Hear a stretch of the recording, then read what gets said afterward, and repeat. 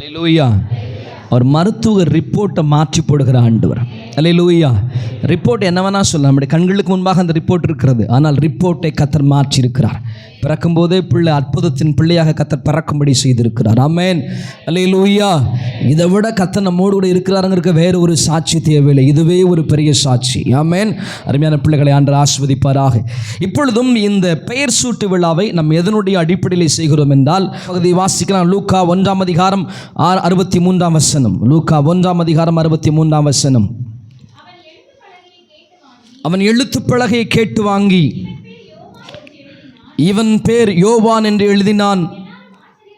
எல்லோரும் ஆச்சரியப்பட்டார்கள். நம்ம வாசித்த இந்த 3 பகுதிகளிலே பெயர் வைத்துதலை குறித்து வேதம் சொல்லுகிறதுனால சபையிலே வைத்து இந்த ஆராதனையை நாம் நடப்பிக்கிறோம்.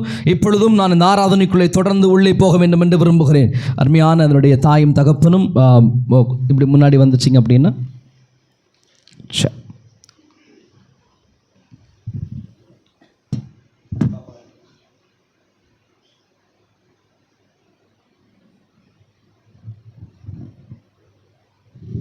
நம்மால் எல்லாத்துக்கும் ரெடியாக தான் இருக்கா அவ்வளோ போல இருக்கு.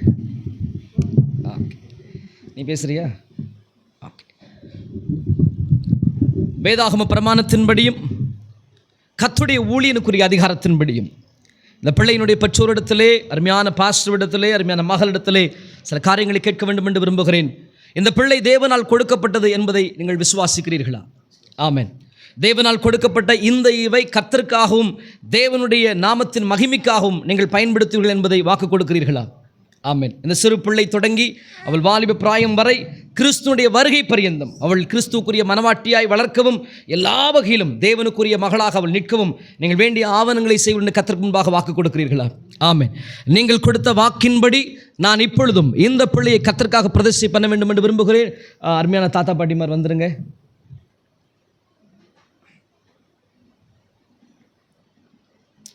அம்மா வந்துடுவாங்க.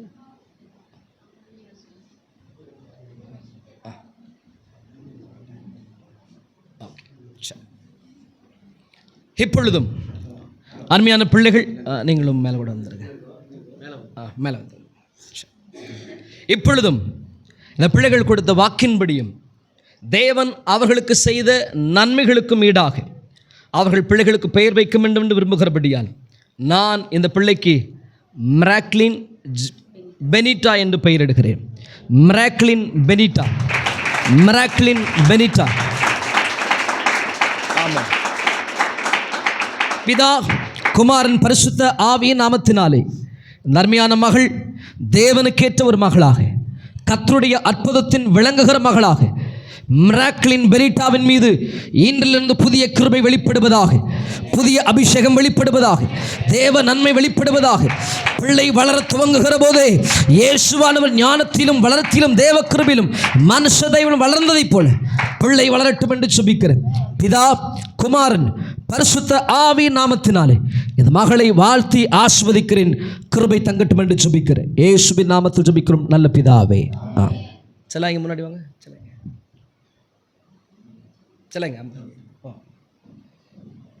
நீ ரெடியாக தான் இருக்கு போல இருக்கு. சரி, குழந்தைகளுக்கு சில நேரத்தில் சத்தம் போட்டோம்னா ஒரு மாதிரி வீறிட்டு அழுவாங்க.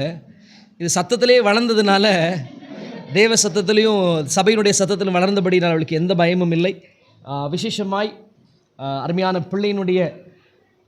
பிள்ளையினுடைய ஆவிக்குரிய தாய் தகப்பனாக பாஸ் அவர்கள் என்னையும் அருமையான என்னுடைய மனைவியும் சொல்லியிருக்கிறபடியினால் பிள்ளையினுடைய இந்த நாள் முதற்கொண்டு பிள்ளை தேவனுடைய வருகை வரை, கர்த்தருக்கு ஆயத்தப்படுகிற வரை எங்களால் முடிந்த ஞான நன்மைகளை பிள்ளைக்கு அளிக்கவும், பிள்ளையினுடைய எல்லா நடவடிக்கைகளும் மகளோடு கூட நிற்கவும் தேவனுக்கு முன்பாக வாக்கு கொடுக்கிறோம்.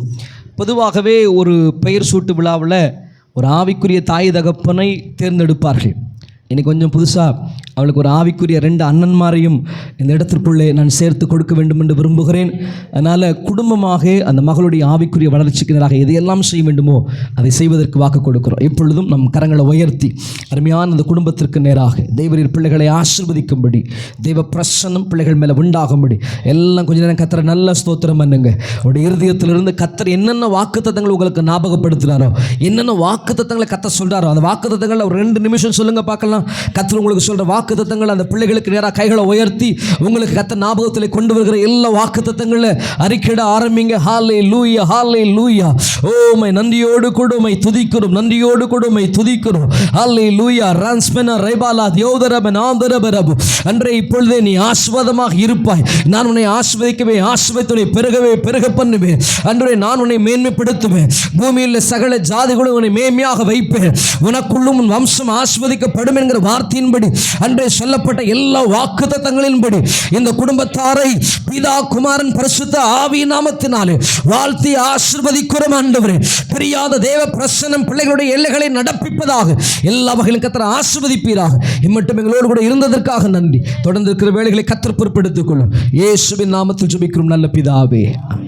இந்த நாளிலும் கர்த்தருடைய வார்த்தைகளை பகிர்ந்து கொள்ளும்படி ஆண்டவர் எனக்கு கொடுத்திருக்கிற இந்த நல்ல நாளுக்காக ஆண்டவருக்கு நன்றி சொல்கிறேன். ஆண்டவருடைய கிருபையும் தயவும் நம்மோடு கூட இருந்ததினால ஆண்டவர் நம்மை உட்கார பண்ணியிருக்கிறார். ஆமென், அல்லேலூயா. எத்தனை பேர் சந்தோஷமாக இருக்கிறீர்கள்? உங்களோட பக்கத்தில் கரங்களை கொடுத்து கேளுங்க, நீங்கள் சந்தோஷமாக இருக்கிறீங்களான்னு. ஆமென். ஆண்டவர் இன்றைக்கு நம்மோடு கூட பேசட்டும். எத்தனை பேர் கர்த்தருடைய வார்த்தைக்காக வந்திருக்கிறீங்க? ஆமென். இந்த நாள் 2 விதங்களிலே நமக்கு விசேஷம். ஒன்று, இது கர்த்தருடைய பரிசுத்த நாள். 2வது காரியமாய் அருமையான மகளுடைய பிரதிஷ்டைக்காக நம்ம வந்திருக்கிறோம். ஆமென். பொதுவாகவே ஒரு கொண்டாட்டம் என்றால், இப்போ ஒரு கல்யாணம் நடக்குதுன்னா அங்கே இருக்கிற மணமகனுக்கும் மணவாட்டிக்கும் ஏதுவாக பேசுவோம். அல்லது வளகாப்பு நடக்குதுன்னா அந்த வளகாப்பில் இருக்கிற பிள்ளைக்காக ஆசீர்வாதத்திற்காக பேசுவோம். ஆமென். இன்றைக்கு நடக்கிற குழந்தை பிரதிஷ்டைக்கு யாருக்காக பேசணும்? குழந்தைக்காக பேசணும். அந்த 3 மாத குழந்தைக்கு நம்ம பேசுறது புரியுமா? நீங்கள் அமைதியாக இருக்கிறத பார்த்தா உங்களுக்கு 3 மாதமாக இருக்கும்போது 2 மாதமாக இருக்கும்போதே நல்லா புரிஞ்சிச்சுங்கிற மாதிரி உங்கள் முகத்தை பார்க்குறேன். ஆமென். இப்போ வர்ற குழந்தைகள்லாம் தாயின் வயிற்றிலிருந்து வரும்போதே விவரமாக தான் என்ன செய்யுது, வருகிறது. ஆமென். அதனால் குழந்தைக்கு கர்த்தருடைய வார்த்தைகளை கொண்டு வர முடியாது. ஆனால் உங்களுக்கு நான் தேவனுடைய வார்த்தைகளை கொண்டு வர வேண்டும் என்று யோசித்த பொழுது ஆண்டவர் என்னோடு கூட பேசின சில காரியத்தை வேகமாய் சொல்லி நான் கர்த்தருடைய வார்த்தைகளை முடிக்க வேண்டும் என்று விரும்புகிறேன். எத்தனை மணிக்கு உங்கள் ஆராதனை முடியும்? புரியல. 12 மணிக்கு ஆராதனை முடியும். சரி, ஓகே. எத்தனை மணின்னு சொல்லிருக்கீங்களா பஸ்? டைம் இல்லை. சரி, ஓகே. எங்கள் சர்ச்சிலும் டைம் இல்லை. எத்தனை மணிக்கு நம்ம ஆராதனை ஸ்டார்ட் ஆகும்? 9 மணிக்கு. 9 மணிக்கு வந்தவங்களை நல்ல கைகளை உயர்த்துங்க, நல்ல கையை உயர்த்திடணும். சரி, மற்றவங்களெலாம் 8:45 வந்துட்டிங்களா? 8:30 வந்துட்டிங்களா? சரி, ஓகே. சில பேர் 7:30 மணிக்கே வந்திருப்பீங்கன்னு நினைக்கிறேன். சரி, கர்த்தர் நல்லவர். அப்போ நீங்கள் டைமுக்கு என்ன செய்ய மாட்டீங்க? நீங்கள் 9 மணிக்கு வர மாட்டீங்க. ஆனால் நம்ம மட்டும் எத்தனை மணிக்கு முடிக்கணும்?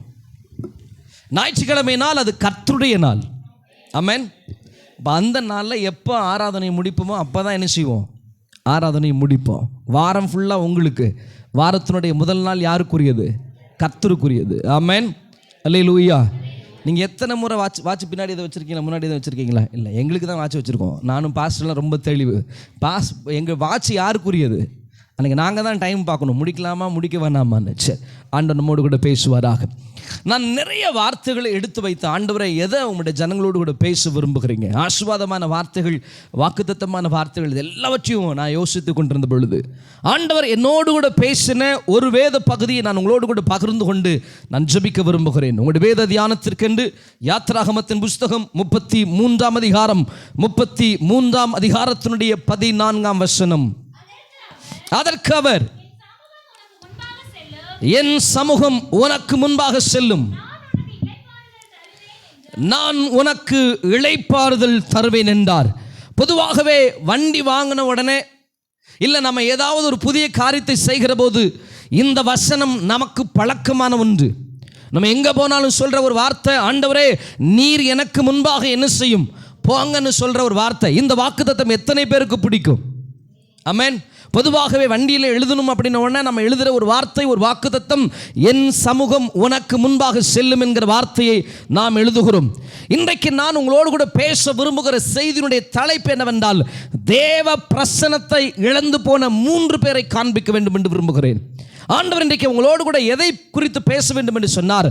தேவ பிரசன்னத்தை குறித்து கர்த்தர் பேசும்படி சொன்னார். தேவ பிரசன்னத்தை குறித்து கர்த்தர் பேசும்படி சொன்னதுனால நான் அதை குறித்து யோசித்துக் கொண்டு வருகிறேன். நான் வந்து என்னுடைய காரை நிறுத்தின பொழுது நீங்கள் இறுதியாக அந்த பாடலை பாடி முடிக்கிறீர்கள், உங்க பிரசன்னத்திலே சிறகில்லாமல் பறக்கிறேன் என்று பாடின பொழுது நான் ஒன்றை அறிந்து கொண்டேன், ஆம், கர்த்தர் அதைத்தான் உங்களோடு கூட பேச விரும்புகிறார் என்பதாக. அல்லேலூயா.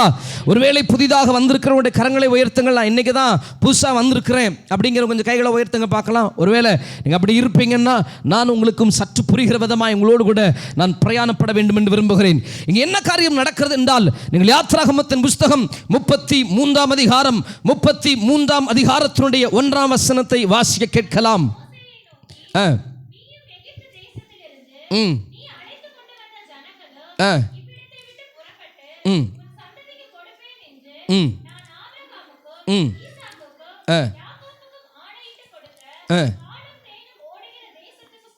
போதும்.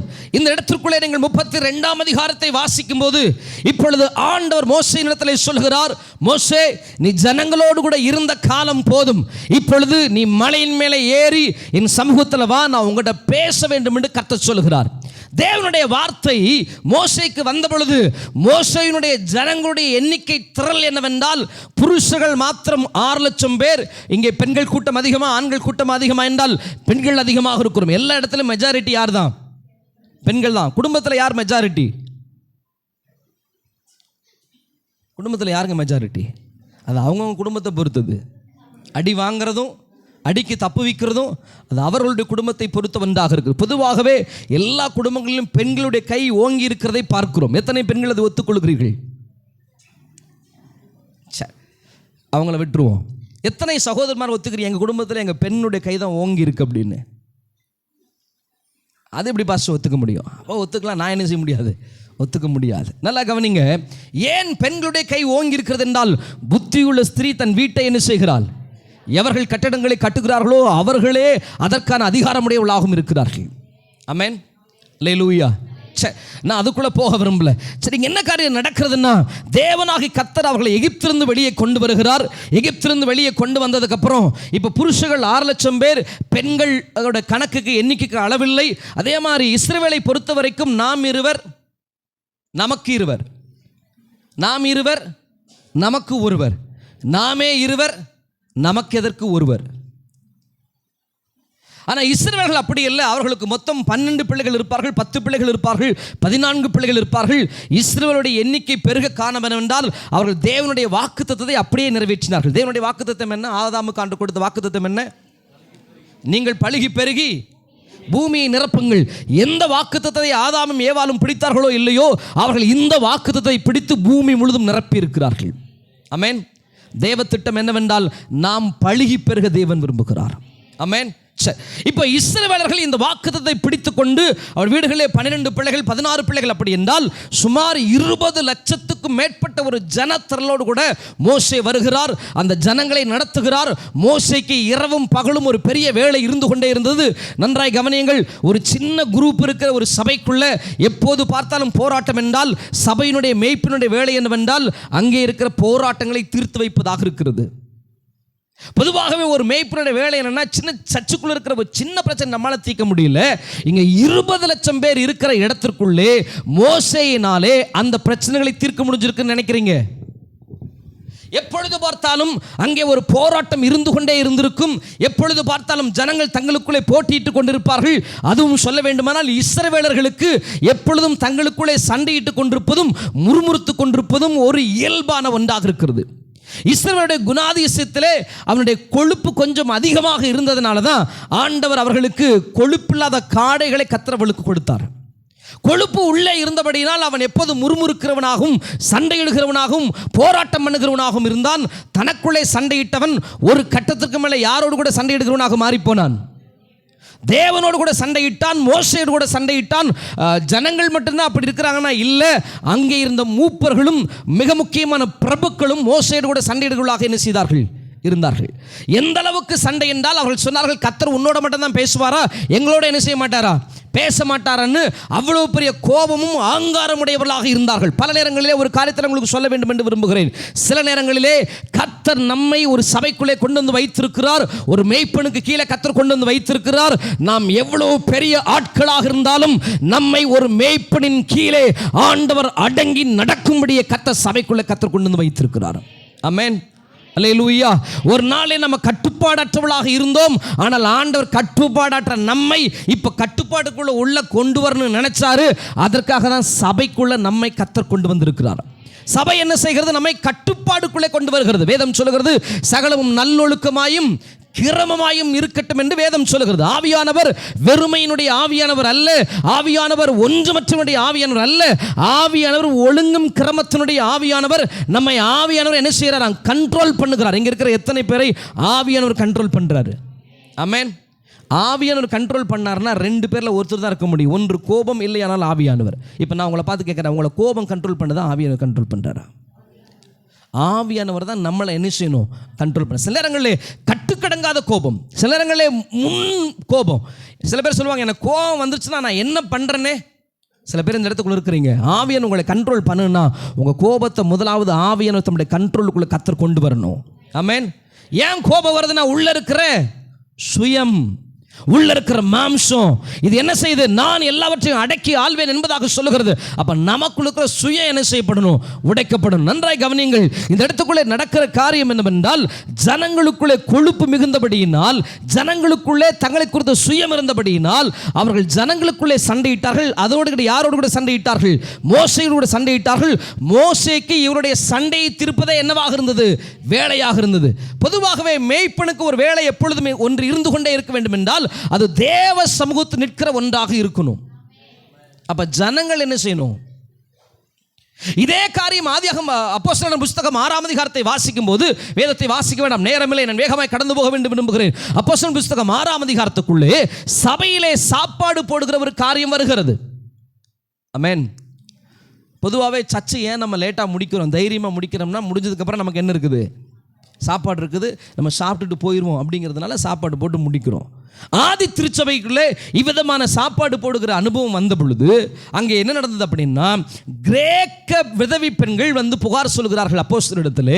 எங்களை அங்கிருந்த சாப்பாடு போடுறவங்க திட்டமாக என்ன செய்யல, விசாரிக்கல. அப்படின்னா என்னன்னா, ஒருவனுடைய பாத்திரத்தில் 2 பீஸும் எங்க பாத்திரத்தில் ஒன்றுமே இல்லாமல் போட்டுட்டாங்க. பொதுவாகவே சபையிலே சண்டை எங்கேருந்து புறப்படுகிறது என்றால், ஒருவேளை எனக்கு தெரியாது இங்கே என்ன நடக்குதுன்னு தெரியல, பாஸ்டர்கிட்ட நான் எந்த விஷயத்தையும் நான் வந்து பேசலை, அதனால் நான் உங்களோடு கூட பேச விரும்புகிறேன். பொதுவாகவே சபையில் எங்கேருந்து சண்டை ஆரம்பிக்கும் என்றால், எங்கேருந்து ஆரம்பிக்கும், சாப்பாட்டிலேருந்து ஆரம்பிக்கும்.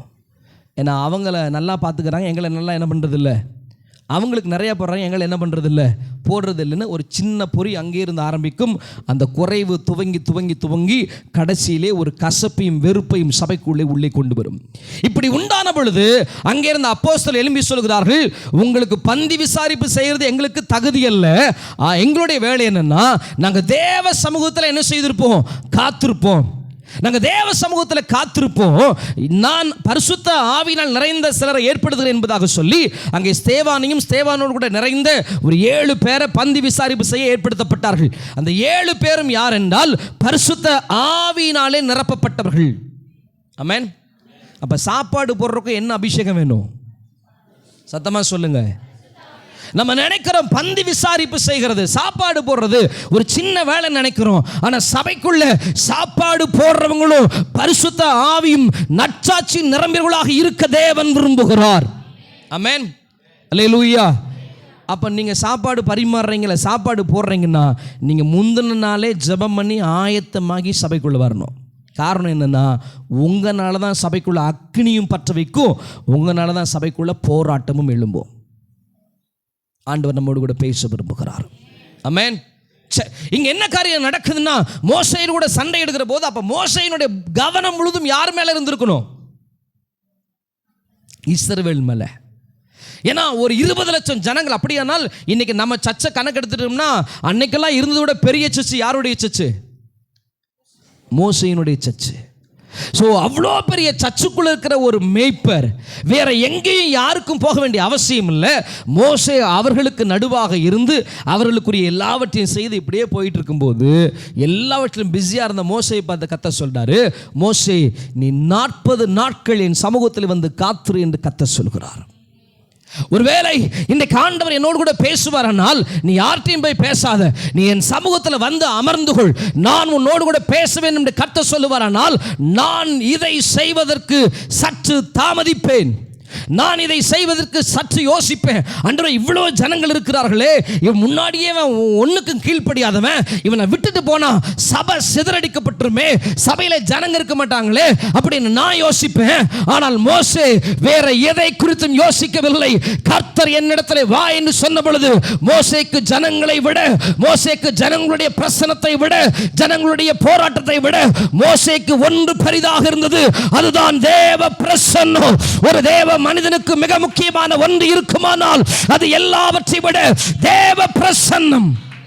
ஆமென், அல்லேலூயா. நான் இன்னைக்கு இந்த காலை நேரத்தில் உனக்கு சொல்றேன், உன் வாழ்வில் நீ எதை வேண்டுமானாலும் இழந்து விடு. உன் வேலையாக இருக்கட்டும், உன் படிப்பாக இருக்கட்டும், நீ எதை வேணாலும் இழந்திருக்கலாம். ஆனால் ஒன்றை இழந்து விடாதே, அதுதான் எல்லாவற்றை பார்க்கிலும் பெரிதாக இருக்கிற தேவ பிரசனத்தை இழந்துடாத. தேவ பிரசனத்தை விட ஒரு மனிதனுக்கு மேலானது ஒன்றாகிலும் இல்லை. தேவ பிரசனத்தை விட ஒரு மனிதனுக்கு உயர்வானது ஒன்றாகிலும் இல்லை. நீ பூமியிலே சம்பாதித்து வைத்திருக்கிற எதையும் விட மிக பெரிதான ஒன்று இருக்குமானால் அதுதான் தேவ பிரசனம்.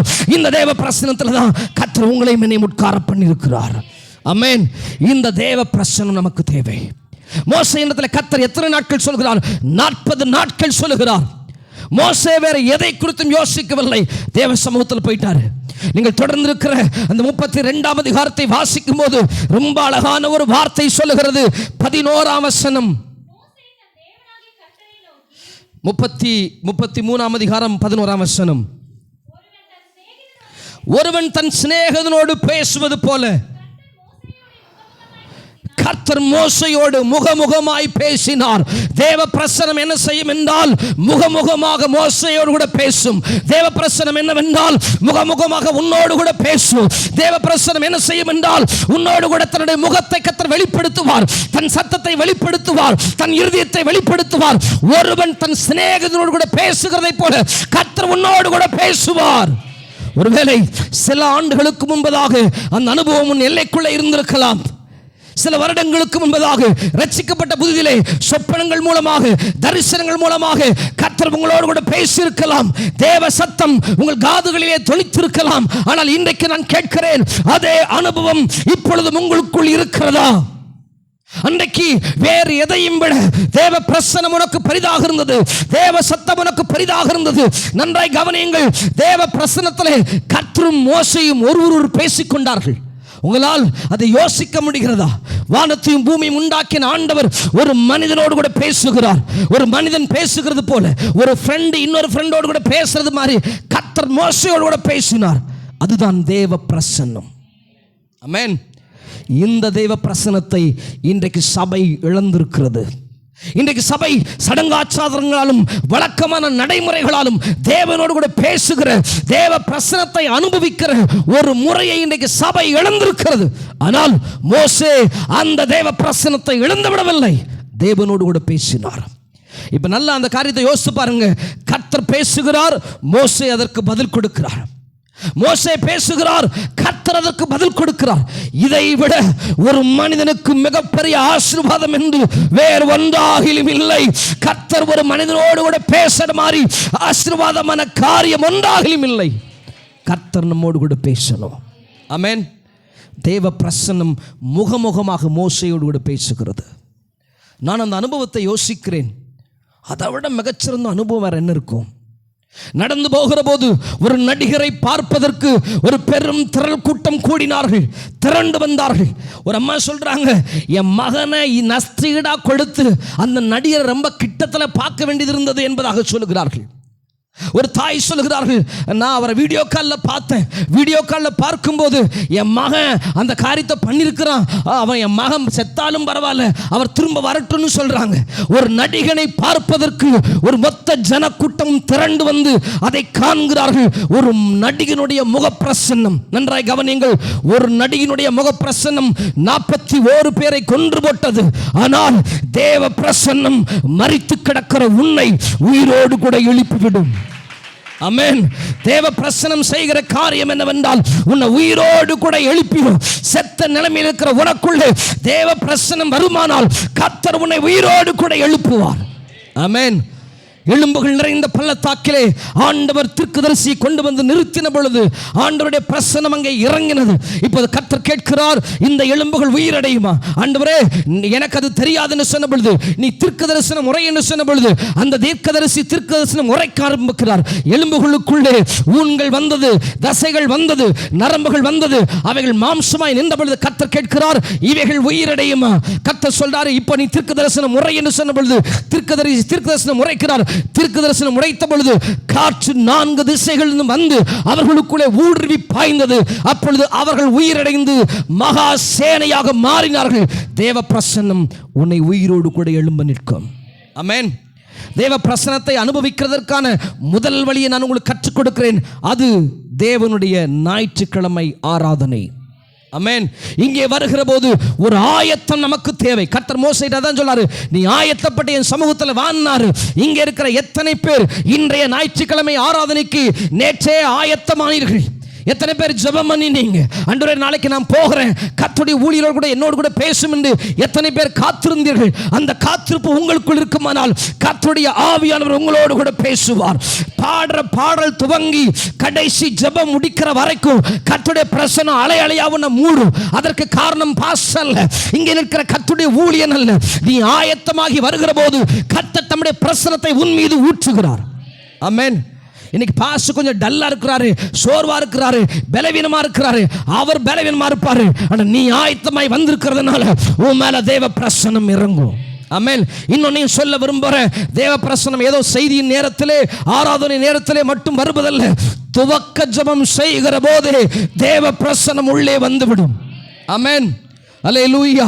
அதனால நான் உள்ள வரும்போதே சொல்றேன், மோசே மலையின் மேலே ஏற ஆயத்தமாகும் போதே கர்த்தர் மோசேக்கு முன்பாக மலையிலே காத்திருந்தார். ஆமென். அதனால ஒரு காரியத்தை புரிந்து கொள்ளுங்கள், நீங்க தேவ ஆலயத்துக்கு வரணும்னு யோசிக்க துவங்குற போது இங்கே கர்த்தர் வந்து விடுகிறார். அவருடைய சிங்காசனத்தை அவர் இங்கே போட்டு விடுகிறார். அவருடைய சிங்காசனம் இங்கே இருக்கிறபடியினால் நீ நேரப்பட ஆயத்தப்பட்டு தேவ சமூகத்தில் வர ஆண்டவர் விரும்புகிறார். அல்லேலூயா.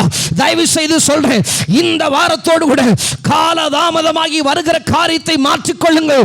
ஏனென்றால் ராஜாதி ராஜா இங்கே அமர்ந்திருக்கிறபடியால், தேவாதி தேவன் இங்கே வந்து இருக்கிறபடியா நீ உள்ள வரும்போதே ஒரு பெரிய தேவ பிரசன்னம் உன்னை நிரப்பும். ஆமென். ஜெப நேரமாகிய 9ஆம் மணி நேரத்திலே பேதுரும் யோவானும் கர்த்தருடைய ஆலயத்திற்கு வருகிறார்கள். வந்த பொழுது சப்பானியை தேவன் நடக்கும்படி செய்தார். எப்போ? ஜெப வேளையாகிய 9ஆம் மணி நேரத்தில் பேதுரும் யோவானும் சரியான நேரத்துக்கு வந்தாங்க. பிச்சை எடுக்கிறவன் சரியான நேரத்துக்கு வந்தான். நான் நினைக்கிறேன் அந்த சப்பானி, அந்த நடக்க முடியாத மனிதன் அற்புதங்களை பெற்றுக்கொள்ள காரணம் என்னவென்றால் அவனும் பிச்சை எடுப்பதற்கு சரியா 9 மணிக்கு உள்ள வந்துட்டான். ஆமென். ஆமென். அல்லேலூயா. பிச்சை எடுப்பதற்கே ஒருவன் ஆயத்தமாய் 9 மணிக்கு வருகிறான்னா, கர்த்தருடைய பிள்ளைகளாகிய நாம ஆலயத்துக்குள்ள வர்றவங்க எவ்வளவு வேகமா உள்ள வந்துடணும். இனிமே ஒரு காரியத்தை தீர்மானமாய் எடுங்கள். இனி ஆலய ஆராதனை ஆரம்பிக்கிறதுக்கு முன்பாகவே நான் உள்ளே வருவேன் என்பதை தீர்மானமாக எடுங்கள். ஆமென். எத்தனை பேர் தீர்மானிக்க போறீங்க? அப்ப கூட கை கொஞ்சம் கம்மியாக தான் இருக்கு. அல்லேலூயா. ஒரு தீர்மானம் எடுங்க. நீங்க நினைச்சுக்கிறீங்க ஆண்டவர் ஆராதனை வேளையிலே அசைவாடுவார், செய்தியின் வேளையிலே கர்த்தர் பேசுவார். எல்லாம் உண்மைதான். நான் இன்னொரு உண்மையை என் சபையில் சொல்லுவேன். ஒருவேளை நீ வர்றதுக்கு முன்னாடியே கர்த்தர் வந்து துவக்க ஜெபத்திலே ஆசீர்வதிச்சுட்டு போயிட்டாருன்னா அந்த ஆராதனை என்ன ஆராதனையாக இருக்கும்? 2 மணி நேரம் இருக்கலாம், 2.5 மணி நேரம் இருக்கலாம், 3 மணி நேரம் இருக்கலாம். துவக்க ஜெபத்திலே கர்த்தருடைய கரம் இறங்கி ஜனங்களை தொட்டு விடுமானால் அதுக்கப்புறம் என்ன பிரயோஜனம் இருக்க போகுது? அதனால் ஒரு தீர்மானம் எடுங்கள். நான் இனி ஆலய ஆராதனைக்கு 9 மணின்னா நான் 8:50 8:45 உள்ள இருப்பேன்னு தீர்மானம் எடுங்க. நீங்கள் தீர்மானம் எடுத்து என்ன கர்த்தர் உன்னை நிறைவாக ஆசீர்வதித்து கொடுப்பார். ஒரு ஆயத்தம் தேவை. தேவ பிரசன்னத்தை அடைய வேண்டுமானால் ஒரு ஆயத்தம் தேவை. ஆமென். அல்லேலூயா, அல்லேலூயா. நைட்டு ஜெபம் பண்ணணும், காலையில் வர்றதுக்கு முன்னாடி ஜெபிக்கணும். ஜெபிச்சுட்டு உள்ளே வந்து ஒரு 15 நிமிஷம் இங்கே உட்கார்ந்து நல்லா ஸ்தோத்திரம் பலியிட்டு ஆரம்ப ஜெபத்திலிருந்து உள்ளே உட்கார்ந்து பாருங்கள். அந்த மாதம் ஒரு பெரிய ஆசீர்வாதத்தை கர்த்தர் உங்கள் எல்லைக்குள்ளே கர்த்தர் கொடுப்பார். சரி, இங்கே மோசே தேவ சமூகத்தில் போய் உட்கார்ந்த பொழுது தேவன் மோசேயோடு பேசுகிறார். மோசேக்கும் தேவனுக்கும் நடுவே ஒரு பெரிய சம்பாஷணை நடக்கிறது. கொஞ்சம் யோசித்து பாருங்கள். உங்கள் வீட்டில் எல்லாரும் தூங்கிட்டு இருக்கிறாங்க. கர்த்தர் 3 மணிக்கு உங்களை தட்டி எழுப்புறாரு. எந்திரி மகளேன்னு தட்டி எழுப்புறாரு. தட்டி எழுப்பும்போது நாம் என்ன செய்கிறோம்? இதோ ஆண்டவரே சாம்புவேலை போல இதே அடியன்னு சொல்கிறோம்மா. ஆண்டவரே கொஞ்சம் இருங்க, நான் இப்போ தான் என்ன செய்த லேட்டாக படுத்தேன், கொஞ்சம் அப்புறமா எந்திரிக்கிறேன்னு சொல்கிறேம்மா. கர்த்தர் தட்டி எழுப்பி உங்களை உட்கார வைக்கிறார். அந்த அறைக்கு வா அப்படின்னு தனியாக கூப்பிட்டு போகிறார். தனியாக உட்காந்து உங்கள் கிச்சனில் நீங்களும் ஆண்டவரும் பேசுகிறீங்கன்னா அது எவ்வளோ ஆசீர்வாதமாக இருக்கும், அது எவ்வளோ மகிமைக்குள்ளதாக இருக்கும். அந்த நாள் முழுதும் எப்படி இருக்கும்? ஆசீர்வதிக்கப்பட்ட ஒரு நாளாக இருக்கும். அப்படிப்பட்ட ஒரு தேவ பிரசன்னம் நமக்குள்ளே வரட்டும். ஆமென். அப்படிப்பட்ட ஒரு தேவ பிரசன்னம் உங்களுக்குள்ளே வந்துருச்சுன்னா கர்த்தர் உங்கள் எல்லைக்குள்ளே ஒரு பெரிய மகிமையை கர்த்தர் கொண்டு வருவார். ஆமென். நீங்கள் யாரோட பேசினாலும் ஒரு பெரிய மாற்றம் உருவாகும். அல்லேலூயா. நீங்கள் அந்த நாளில் சொல்கிற எல்லா வார்த்தைகளை கர்த்தர் அப்படியே கனம் பண்ணுவார். நீ கையிட்டு செய்கிற வேலைகள்லாம் ஒரு பெரிய ஆசீர்வாதம் உண்டாகும். ஏன்னா தேவ பிரசன்னம் ஒரு மனிதனுடைய கரத்தோடு கூட இருக்குமானால் அவன் செய்வது எல்லாம் வாய்க்கும். போத்திபாருடைய வீட்டில் யோசேப்பு இருந்த பொழுது கர்த்தர் யோசேப்போடு கூட இருந்தார். யோசேப்பு செய்த எல்லாவற்றையும் கர்த்தர் ஆசீர்வதித்தார். அதுதான் தேவ பிரசன்னம். ஆமென். தேவ பிரசன்னம் உங்களோடு இருக்கிற அடையாளம் என்னன்னா, நீங்க செய்வது எல்லாம் வாய்க்கும். பக்கத்தோட கரங்களை கொடுத்து சொல்லுங்க, தேவ பிரசன்னம் உங்களோடு கூட இருப்பதனுடைய அடையாளம் நீங்கள் செய்வது எல்லாம் வாய்க்கும். அல்லேலூயா. நான் உங்களை பார்த்து கேட்கிறேன், நீங்க செய்யறது எல்லாம் வாய்க்குதா? சில மண்டை இப்படி ஆட்டுது, இல்லைன்னு சொல்லுது. அப்படியானா தேவ பிரசன்னத்துக்கு நேராக திரும்புங்க. தேவ பிரசன்னம் உங்களுக்குள்ள வரட்டும், உங்கள் எல்லைக்குள்ள வரட்டும். இங்கே அமர்ந்திருக்கிற சில பேர் தேவ பிரசன்னத்தை இழந்து அமர்ந்திருக்கிறீர்கள். முன்ன போல தேவ பிரசன்னத்தை உங்களால் உணர முடியல. முன்ன போல ஜெபத்தை உங்களால் உணர முடியல. ஜெபிக்க உட்கார்ந்துருக்கிற, ஜெபிக்க உட்கார்ந்தவன தூக்கம், ஜெபிக்க உட்கார்ந்தவன ஒரு 2 நிமிஷம் ஜெபம் பண்ணிட்டு 2 மணி நேரம் ஜெபம் பண்ண மாதிரி இருக்குது. முன்ன போல ஜெபிக்க முடியல, கோர்வையா ஜெபிக்க முடியல, கொஞ்ச நேரம் படுத்துக்கிற, தூக்கம் வந்துருது. காரணம் என்னன்னா, தேவ பிரசன்னத்தை உன்னால் உணர முடியவில்லை. ஆனால் இன்றைக்கு ஆவியானவர் உன் எல்லைகளுக்குள்ளே ஒரு புதிய தேவ பிரசன்னத்தை கர்த்தர் கொண்டு வருவாராக. நீ இழந்து போன அபிஷேகத்தை கர்த்தர் உனக்குள்ளே கொண்டு வருவாராக.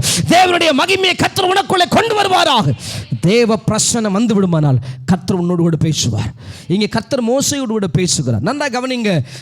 தேவ பிரசன்னம் ஒரு மனிதனுடைய வாழ்க்கையில வருமானால் கர்த்தர் முகமுகமாய் மோசேயோடு கூட பேசினார். எப்படி இருந்துச்சு அப்படின்னா, நீங்க 10ஆம் வசனத்தை வாசிங்க. ஜனங்கள் எல்லோரும் மேகஸ்தம்பம் கூடார வாசலில் நிற்க கண்டார்கள். ஜனங்கள் எல்லோரும் எழுந்திருந்து, மோசே மலையின் மீது இருக்கிறார். மலை மிக உயரமான ஒன்று. அங்க என்ன காரியம் நடக்குதுன்னு கீழே இருக்கிற ஜனங்களுக்கு தெரியாது. ஆனால் கர்த்தர் மோசேயோடு கூட பேசுகிற போது, தேவ பிரசன்னம் இறங்குகிற போது, கீழே இருந்த ஜனங்கள் தங்கள் கூடார வாசலை கர்த்தரை பணிந்து கொண்டார்கள். உங்களுக்குள்ள தேவ பிரசன்னம் வந்துருமானா, உங்கள் பக்கத்து வீட்டில், உங்களுடைய முன் வீட்டில், நீங்கள் வேலை செய்கிற இடத்துல, நீங்கள் எங்கே இருந்தாலும் ஜனங்கள் கர்த்தரை பணிந்து கொள்வார்கள். நீ அவனுக்கு முன்பாக நீ தலை கவிழ்ந்து நிற்பதில்லை, உனக்கு முன்பாக கர்த்தர் அவனை பணிந்து கொள்ளும்படி செய்வார். எல்லா இடத்திலும் நொறுக்கப்படுற, எல்லா இடத்திலும் உடைக்கப்படுற, நீ எல்லா இடத்திலும் தலை கவிழ்ந்து நிற்கிற, நீ சொல்ற வார்த்தைக்கு மதிப்பில்லை. காரணம் தெரியுமா? தேவ பிரசன்னம் உன்னோடு கூட இல்லை. நான் இருதயத்தினுடைய விசாலத்திலிருந்து சொல்கிறேன், உன் பல அவமானங்களுக்கான காரணம் என்னவென்றால் தேவ பிரசன்னம் உன்னை விட்டு அற்று போனதே. ஆவியானதை சொல்லும்படி தான் உங்கள் மத்தியில் என்னை நிறுத்தி இருக்கிறார். நீ சந்திக்கிற பல போராட்டங்களுக்கான அடிப்படை காரியம் என்னவென்றால் தேவ பிரசன்னம் உன்னை விட்டு விலகி போனதை நீ அறியாமல் இருக்கிறாய். தேவ பிரசன்னம் உன்னை விட்டு விலகினதை உன்னால் அறிந்து கொள்ள முடியாது. எப்படி என்றால், சிம்சோன் பெலிஸ்தியரோடு கூட தொடர்பை உண்டாக்கினபடியினால், பெலிஸ்திய ஸ்திரீகளோடு கூட தொடர்பை உண்டாக்கினபடியினால், இப்போது பெலிஸ்திய ஸ்திரீயினுடைய வீட்டுக்குள்ளே சிம்சோன் இறங்கின பொழுது இப்ப நடந்த காரியம் என்னவென்றால், கர்த்தர் சிம்சோனை விட்டு விலகினார். ஆனால் சிம்சோனுக்கு அது தெரியாதிருந்தது. கர்த்தருடைய பிள்ளையே, தேவ பிரசன்னம் உங்களை விட்டு விலகுகிற போது உங்களுக்கு அது தெரியாதிருக்கும். தேவ பிரசனத்தை விட்டு யோனா ஓடின பொழுது கர்த்தருடைய பிரசனம் தன்னை விட்டு விலகினதை யோனா அறியவில்லை. காற்றும் கடலும் எழும்புகிறது, கடல் சாய்ந்து போக பார்க்கிறது. அப்பொழுதுதான் கேட்கிறார்கள், நீ யார், எங்கே இருந்து வந்தாய் என்று கேட்டபொழுது யோனா சொல்றாரு, நான் இவ்விடத்தான், இங்கிருந்து வருகிறவன், நான் தேவனுடைய சமூகத்தை விட்டு விலகி ஓடி வந்தேன். அவனுக்கு சொல்றேன், இன்னைக்கு நீங்க சந்திக்கிற பல பிரச்சனைகளுக்கு காரணம் என்னன்னா, தேவ பிரசனத்தை விட்டு நீங்க நிற்கிறதுனால தான் பல போராட்டங்களை சந்திக்கிறீர்கள். நான் பகிரங்கமாய் தேவ சமூகத்திலிருந்து சொல்லுகிறேன், நீங்கள் சந்திக்கிற பல அவமானங்களுக்கு காரணம் நீ தேவ பிரசனத்தை இழந்து விட்டது. நான் முதல் குடும்பத்தை காண்பிக்க விரும்புகிறேன். அந்த குடும்பம் தேவ சாயலாகவும் தேவ ரூபத்தின்படியும் உருவாக்கப்பட்ட ஒரு குடும்பம். அந்த குடும்பத்திற்கு ஆண்டவர் ரத்தமும் சதையும் மட்டும் கொடுக்கவில்லை, தேவன் தன் பிரசனத்தையும் தன் மகிமையும் கொடுத்தார். இந்த குடும்பம் ஏதேன் என்கிற தோட்டத்துக்குள்ளே வைக்கப்பட்டது. ஏதேனிலே ஆதாமுக்கும் ஏவாளுக்கும் ஒரு குறைவும் இல்லை. தேவ பிரசனம் ஒரு குறைவும் இல்லாமல் நம்மை நடத்தும். தேவ பிரசனம் எல்லைக்குள் இருக்குன்னா உனக்கு ஒரு குறைவும் இருக்காது. சிங்கக்குட்டிகள் தாழ்ச்சியிருந்து பட்டினியாக இருக்கும், கர்த்தரை தேடுகளுக்கோ ஒரு நன்மையும் குறைவுபடாது. ஆம், தேவ பிரசனம் எவன் எல்லைகளுக்குள் இருக்கிறதோ அவனுக்கு ஒரு குறையும் இல்லை. பக்கத்தோட கரங்களை கொடுத்து சொல்லுங்க, நீங்க கர்த்தரை தேடினா உங்களுக்கு ஒரு குறைவும் இல்லை. ஆமென். இங்க ஆதாமுக்கும் ஏவாளுக்கும் எல்லாவற்றையும் கொடுத்தது தேவ பிரசன்னம். எப்படி என்றால், ஒவ்வொரு நாளும் அந்த அந்தி நேரத்தில், பகல் குளிர்ச்சியாகிற நேரத்தில் கர்த்தர் ஆதாமிடத்திலும் ஏவாளிடத்திலும் தினந்தோறும் கர்த்தர் பேசினார். ஏதேன் தோட்டம் கர்த்தரை சந்திக்கிற இடமாக இருந்தது. ஆமென். ஆதாமுக்கும் ஏவாளுக்கும் அந்த நாளுடைய அத்தனை வேலைகளை விட மிக முக்கியமான வேலை என்னவா இருக்குன்னா, கர்த்தர் எப்பொழுது வருவார், அவரை எப்பொழுது சந்திக்க போகிறோம் என்பதாக இருந்தது. ஆதாமுக்கும் ஏவாளுக்கும் எல்லா வேலைகளையும் முடித்து விட்டு ரொம்ப ஆர்வமாக உட்கார்ந்துருந்தாங்க. கர்த்தர் வரட்டும், நம்ம இதெல்லாம் சொல்லுவோம், ஆண்டவரே நாங்கள் இன்னைக்கு இதெல்லாம் செஞ்சோம், இந்த இடத்துக்குள்ள இதெல்லாம் ஃபேஸ் பண்ணோம், இந்த சிங்கம் இப்படி இருந்துச்சு, இந்த யானை இப்படி இருந்துச்சு, இது எல்லாவற்றையும் கர்த்தரோடு கூட சொல்லுகிறதுக்கான நேரத்தை அவர்கள் அனுபவித்துக் கொண்டிருந்தார்கள். அதனால் அவங்களுக்கு எந்த குறையுமே இல்லை. ஆனால் நடந்த காரியம் என்னவென்றால், கர்த்தர் எதை தொட வேண்டாம் என்று சொன்னாரோ, எதை சாப்பிட வேண்டாம் என்று சொன்னாரோ அதை அவர்கள் சாப்பிட்டபடியினாலே ஆதாமும் ஏவாளும் இழந்து போனது தேவ பிரசன்னம். தேவ பிரசன்னத்தை இழந்த பொழுது நடந்த காரியம் என்னவென்றால், அவர்கள் தங்களை தோட்டங்களுக்குள்ளே ஒளித்துக் கொண்டார்கள், செடிகளுக்குள் ஒளித்துக் கொண்டார்கள். இதுவரைக்கும் ஆண்டவர் எப்பொழுது வருவார் என்று காத்திருந்த இந்த ரெண்டு பேரும் இப்பொழுது தேவ சமூகத்தை விட்டு ஓடினார்கள், ஒளிந்து கொண்டார்கள். தேவ பிரசன்னத்தை நீ இழந்துட்டா நீ சந்திக்கிற மிக முக்கியமான ஒரு பிரச்சனை என்னன்னா, நீ ஓடி ஒளிவ. தேவனுக்கு முன்பாக ஓடி ஒளிவ, மனிதர்களுக்கு முன்பாக ஓடி ஒளிவ, பிரச்சனைகளுக்கு முன்பாக ஓடி ஒளிவ. காரணம், தேவ பிரசன்னம் உன்னை விட்டு விலகிற்று. தேவ பிரசன்னம் உன்னோடு கூட இருக்குமானால் நீதிமான்களோ சிங்கத்தை போல தைரியமாக இருக்கிறார்கள். நான் மரண இருளின் பள்ளத்தாக்கிலே நடந்தாலும் பொல்லாப்புக்கு பயப்படேன், தேவர் என்னோடு கூட இருக்கிறீர், உமது கோலும் உமது தடியும் என்னை தேற்றும் என்பதே கர்த்தருடைய வார்த்தை. தேவன் உன்னோடு கூட இருப்பாரானால் எல்லாவற்றுக்கும் எதிர்த்து நிற்கும்படி கர்த்தர் செய்வார். ஆமென். தேவ பிரசன்னம் நம்மோடு கூட இருக்குமான நடக்கிற காரியம் பாருங்க. சமஸ்த இஸ்ரவேலும் பயந்தும் ஒளிந்து கொண்டிருக்கிற போது தாவீது கோலியாத்துக்கு எதிராக ஓடினார். ஆமென். கோலியாத்து தாவீது நோக்கி வரல, யார் ஓடினா? தாவீது சொல்றாரு, நீ ஈட்டியோடும் கேடகத்தோடு கூட வருகிறாய், நானோ நீ நிந்தித்த இஸ்ரவேலின் சேனைகளுடைய இராணுவங்களுடைய தேவனுடைய நாமத்தினாலே வருகிறேன் என்பதாக ஓடினார். ஏன்னா தேவ பிரசன்னம் உன்னோடு கூட இருக்குமானா எதிர் நிற்கிற கோலியாத்துக்கு நீ எதிராக ஓடுவ. ஆமென். தேவ பிரசன்னம் உன்னோடு கூட இல்லையானால் நீ எல்லாவற்றுக்கும் உன்னை ஒளித்துக் கொள்வாய். முதல் குடும்பம், ஒரு தாயும் தகப்பனும் என்ன செய்தார்கள்? பாவம் செய்தபடியால், தேவ பிரசன்னத்தை விட்டு வெளியே போனபடியால் அவர்கள் தங்களை ஒளித்துக் கொண்டார்கள். உங்க இருதயத்தின் மேல் கை வச்சு சொல்லுங்க, நான் தேவ பிரசன்னத்தை இழந்துட்டேன்னா நான் என்னை ஒளித்துக் கொள்வேன். ஆமென். ஒரு முறை ரோட்டில் நடந்து போகிற போது அங்கே ஒரு அம்மா தன் வாயிலை வெத்தலை வாக்கு போட்டிருந்தவங்க. அவளை பார்த்தேன், ஐயோ நம்ம விசுவாசியாச்சா இங்கே நிற்கிறாங்களே அப்படின்ற பொழுது அந்த தாய் வெத்தலை வாக்கை மறைக்கும்படி தன் முகத்தை அந்த சேலையினால் மூடிக்கொண்டாங்க. ஆனால் அவர்கள் ஆவியிலே நிரம்புகிறவர்கள், ஆலயத்திற்கு வருகிறவர்கள். அன்னைக்கு தான் பார்க்கிறேன், அவர்களுக்குள் இருக்கிற பாவத்தை அவர்கள் ஒளித்து வைக்க விரும்பினார்கள். கர்த்தருடைய பிள்ளைகளே, ஒருவேளை ஊழியருக்கு நீங்கள் மறைக்கலாம், நம்முடைய சக விசுவாசிக்கு அதை மறைத்து விடலாம். ஆனால் தேவ பிரசன்னத்துக்கு முன்பாக ஒன்னையும் மறைச்சு விட முடியாது. நீ தேவ பிரசன்னத்துக்கு முன்பாக ஓடி ஒளிஞ்சிட்டேன்னா நீ எல்லா இடத்திலும் ஒளிய வேண்டியதாக இருக்கும். இன்னைக்கு ஆவியானவர் உன்னை மேலே தூக்கி எடுக்கும்படி விரும்புகிறார். கர்த்தர் ஆதாமிட்ட கேட்டார், ஆதாமே நீ எங்கே இருக்கிறாய்? அப்படின்னா என்ன அர்த்தம்? நீ ஒளிஞ்சிருக்கிற இடம் எனக்கு தெரியும், நீ எங்க இருக்கிற எனக்கு தெரியும். ஆனா நான் கேட்க விரும்புறேன், தேவ பிரசன்னத்தை விட்டு நீ எங்க இருக்கிறாய்?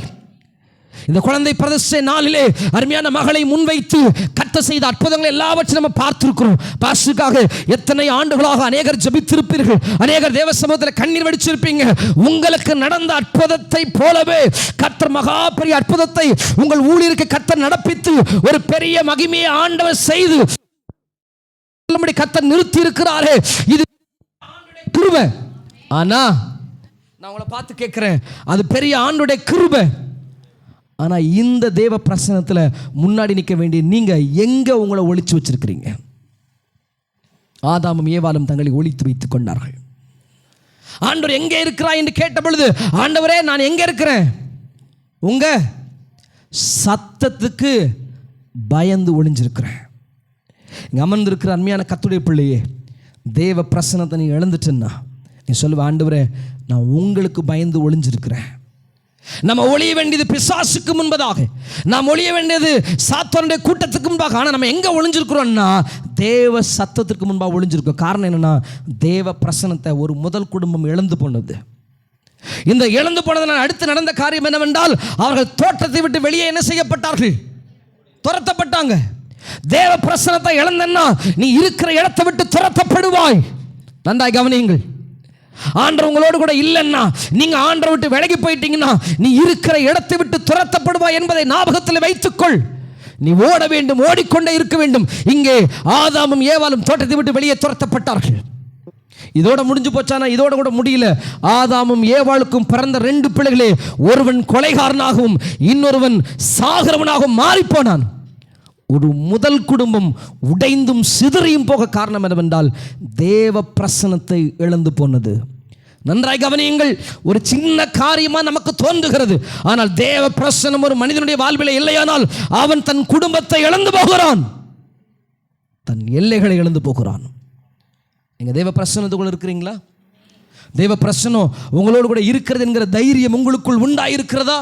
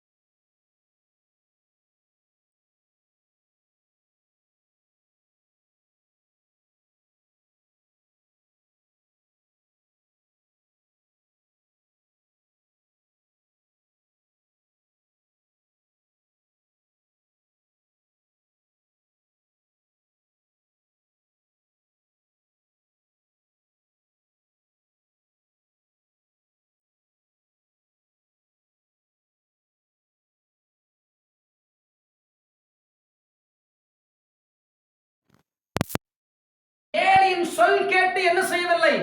நடக்கவில்லை. அவர்கள் ஊழியம் செய்வது யாருக்காக? கர்த்தருக்காக. அவர்கள் வாழ்கிறது யாருக்காக? அவர்கள் சாப்பாடு, அவங்க போடுற டிரஸ், அவர்களுக்குரிய யாவும் யாராலே வந்தது? நான் என் பிள்ளைகளுக்கு சொல்லி வளர்க்கிறேன், நீ போடுற டிரஸ், நீ படிக்கிற படிப்பு, உனக்கு உண்டான எல்லாம் தேவனிடத்திலிருந்தே வருகிறது. ஆமென். ஒரு ஊழியக்காரனுடைய மேன்மை என்னன்னா, உலகத்தினுடைய மனிதர்களை போஷிப்பதில்லை, அவனை போஷிக்கிறவர் தேவனாகி கர்த்தர். அவனுடைய சகல ஆசீர்வாதங்களும் தேவ சமூகத்திலிருந்தே புறப்பட்டு வருகிறது. இந்த ஏழையின் பிள்ளைகள் தேவ ஆலயத்திலிருந்து சாப்பிட்டாங்க, தேவாலயத்திலிருந்து எல்லாம் அவங்களுக்கு கிடைச்சிச்சு. ஆனா என்ன பண்ணிட்டாங்க அப்படின்னா, நாட்கள் ஆக ஆக தேவ சமூகத்தை விட்டு விலகினார்கள், தேவ பிரசன்னத்தை விட்டு தூரமா போயிட்டாங்க. தேவ பிரசன்னத்தை விட்டு தூரமா போனதுனால அவர்களுக்குள்ளே துணிகரம் உள்ளே வந்தது. நான் இன்னொரு காரியத்தை உங்களுக்கு சொல்ல விரும்புகிறேன். தேவ பிரசன்னத்தை நீ இழந்துச்சேன்னா உனக்குள்ள துணிகரம் உள்ளே வரும். உங்கள் இருதயம் துணிகரம் கொள்ளும். எந்த பாவத்தை குறித்து முதல்ல உன் இருதயம், ஐயோ இது தப்பு, இதை செய்யாத, நீ என் ஜெபம் பண்ணாம இருக்க, வேத வாசிக்காம இருக்க, நீ இதெல்லாம் பண்ற, இதை மாத்திக்கோ, இருதயம் உன்னை குத்திட்டே இருக்கும். ஆரம்ப நாட்கள் எத்தனை பேருக்கு அந்த அனுபவம் இருக்கு? ஒரு சின்னதா செஞ்சா கூட நம்ம இருதயம் குத்திட்டே இருந்திருக்கும். நாட்கள் ஆக ஆக தேவ பிரசன்னத்தை விட்டு தூரமா போக போக போக இருதயம் பேசும், நமக்கு வலிக்காது. நமக்கு இருதயம் சொல்ற ஒரு வார்த்தையும் காதுலயும் விழாது. நாம அந்த சொற்பேட்டு கேட்டு நடக்க மாட்டோம். நம்முடைய இருதயம் கடினமாயிடும். தேவ பிரசன்னத்தை இழந்தீங்கன்னா உங்க இருதயம் கடினமாகும். இருதயம் துணிகரம் கொள்ளும். இந்த ரெண்டு ஆசாரியர்களும் இருதயம் துணிகரம் கொண்டபடினால் கர்த்தருக்கு விரோதமான பாவத்தை செய்தார்கள். தேவ பிரசன்னத்தை இழந்துட்டோம்னா கர்த்தருக்கு விரோதமான பாவம் உள்ள வந்துடும். ஆமென். அல்லேலூயா. பாவம் செய்கிற எந்த ஆத்துமாவும் சாகும் என்று வேதம் சொல்கிறது. ஆமென். என் இருதயத்திலே அக்கிரம சிந்தை கொண்டிருந்தேனால் ஆண்டவர் என் ஜெபத்துக்கு என்ன செய்ய மாட்டாரு? பதில் கொடார் என்று கர்த்தருடைய வேதம் சொல்கிறது. ஆமென். அவரையும் நம்மையும் பிரிக்கிறது என்னது? சத்தமா தான் சொல்லுங்க. அதுல எதுவும் சந்தேகம் இருக்கா? இருக்கா? சபைக்கு எதுவும் சந்தேகம் இருக்கிற மாதிரி இருக்கு இல்லையா? சத்தமா தான் சொல்லுங்க. காண லைட் எல்லாம் ஆஃப் ஆச்சு. நமக்கு லைட் ஆஃப் ஆனாவே என்ன பண்ணிடணும்? தலகாணி போட்டு படுத்து தூங்கிடணும் இல்லையா? லைட் ஆஃப் பண்ணுங்க, தூங்கலான்னு தூங்கிடுவோம். ஸோ எல்லாம் ஆஃப் ஆகி அப்படி இருட்டா இருக்குது, ஆட்டோமேட்டிக்கா என்ன செய்யும்? இன்னொன்னு சொல்றேன், தேவ பிரசன்னத்தை இழந்தீங்கன்னா உங்களுக்குள்ள தூக்க கலக்கம் வரும். ஆமா, நீங்க கவனிங்க, எலியா ஒரு மிகப்பெரிய யுத்த களத்தை நடப்பித்தவர். 850 பேரை ஒரே நாள கொன்று போட்ட ஒரு தேவ மனிதன். ஆனால் எலியாவுக்குள்ள பயம் உள்ள வந்த உடனே எலியா வேகமாய் ஓடி எதுக்கு கீழே படுத்துக்கிறாரு?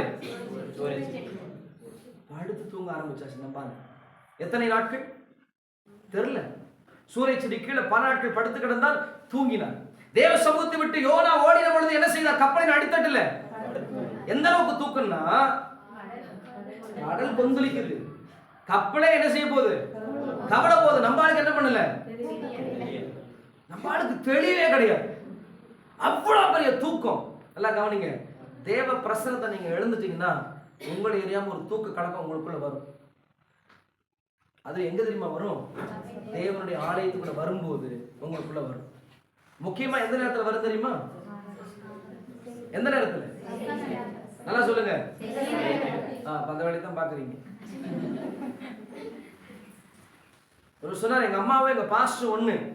ஏன்னா எங்க அம்மா தாலாட்டு பாடி தூங்க வைப்பாங்க, எங்க பாஸ்டர் பிரசங்கம் பண்ணி தூங்க வச்சுருவாங்க. தூக்க கலக்கம் தேவ பிரசன்னத்தோட இழக்கிறதுனுடைய ஒரு அடையாளம். நல்லா ஞாபகத்தில் வச்சுக்காங்க. நான் அதனால சொல்றேன், நேற்று இரவும் ஆயத்தமாய் வந்துடணும், காலையும் ஆயத்தமாய் வந்துடணும். பலவீனமா இருக்க அவங்க ஆவிக்குள்ள உங்களை பலப்படுத்திக்கணும். அல்லேலூயா. இங்கே இந்த ரெண்டு ஆசாரியர்களும் தேவ பிரசன்னத்தை இழந்தபடினாலே துணிகரமா அவருடைய இருதயத்துக்குள்ளே வந்தது. பாஸ்டர் மூலமா கர்த்தர் பேசுவார், ஊழியர்கள் மூலமாய் கர்த்தர் பேசுவார், அம்மா மூலமா பேசுவார், உங்களோட கூட வீட்டில் இருக்கிற யார் மூலமாய் கர்த்தர் பேசுவார். ஆனா உங்க இருதயம் என்ன செய்யும்? கடினமா. காரணம், நீங்க எதை இழந்துட்டீங்க? கவனிக்கிறீங்களா? நீங்க எதை இழந்துட்டீங்க? தேவ பிரசன்னத்தை இழந்துட்டீங்க. தேவ பிரசன்னம் உள்ள இருக்குமானா ஒரு வார்த்தை சொல்றதுக்கு முன்னாடி நீங்களே உங்களை ஒப்பு கொடுப்பீங்க. தேவ பிரசன்னத்தை இழந்துட்டீங்கன்னா கர்த்தருடைய வார்த்தை வரும்போது நீங்க என்னன்னு சொல்லுவீங்க? பாஸ்டர் முன்ன மாதிரி இல்ல, என்ன குத்தி குத்தி பேசுறாரு. அவர் பிரசங்கமே யாருக்கு நினைக்கிற அக்கா? இன்னைக்கு அவர் பண்ண பிரசங்கமே எனக்கு தாக்கா பண்ணாரு, இதை கேட்காம என்ன செய்ய மாட்டேன்.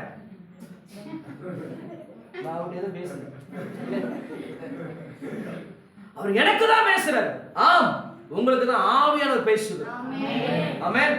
குத்துறாருன்னு தெரியுதில்ல, அந்த காயத்துல குத்தல் உண்டாகுமானால் உள்ளே இருக்கிற சீல் பிரிக்கப்பட வேண்டும். உள்ளே இருக்கிற ஏதோ ஒரு காரியம் பிரிக்கப்பட்டால் வெளியே வந்தா தான் காயம் சுகமாகும். தேவ பிரசன்னத்தை இழந்துட்டீங்கன்னா துணிகரம் உள்ள வந்து யோசித்து பாருங்க. உங்களுடைய மனசாட்சியிடம் பேசுங்கள், உங்களுடைய சிந்த இடத்துல பேசுங்கள். உங்களை அறியாமல் உங்கள் இருதயம் துணிகரம் கொண்டிருக்கிறதா? ஆம், துணிகரம் கொண்டிருக்குமானால் நீங்கள் தேவ பிரசன்னத்தை விட எங்கேயோ தூரமா நிற்கிறீங்க. யார் பேசணும் நம்ம காதல என்ன செய்யாது? நம்ம சொல்லுவோம், என் பார்வைக்கு இது என்னவா இருக்குது.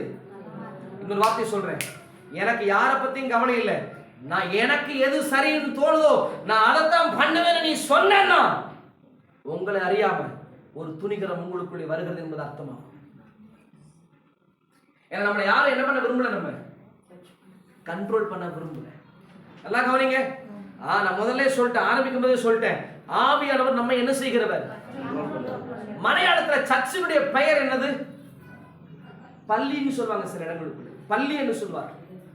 பள்ளி என்றால் அதுக்கு கற்றுக்கொள்கிற இடம், கட்டுப்படுத்தப்படுற இடம். ஸ்கூல்ல போய் உட்கார்ந்துட்டு எனக்கு இஷ்டமான இடத்துல தான் நான் உட்காருவேன். டீச்சர் என்ன பண்ணுவாங்க,